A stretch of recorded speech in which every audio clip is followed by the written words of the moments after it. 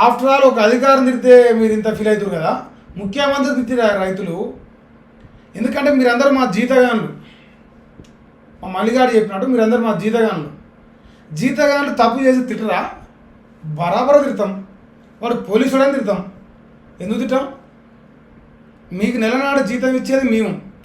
రైతులు పంట పండించి కొనుగోలు కేంద్రం కాడ తీసుకొస్తే వాడు కొనకపోతే అధికారులనే తిడతాం, ఎమ్మెల్యేనే తిడతాం, మంత్రినే తిడతాం, ముఖ్యమంత్రిని తిడతాం. తప్పు చేసిన తిడతాం కదా బరాబరుగా. సో కేసు పెట్టిరంటారు. ఓకే, మరి తెలంగాణ రైతులు ఎన్ని కేసులు పెట్టాలి?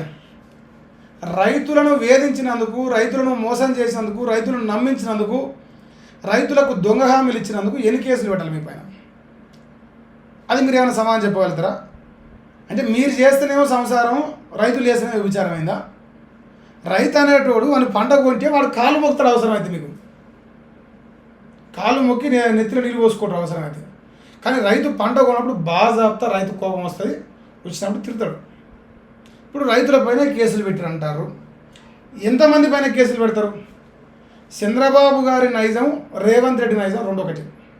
ఆయన రైతులు వేధించిండు, ఈయన రైతులను వేధిస్తుండు. రైతులు వేధించడంలో మీరు నెంబర్ 1.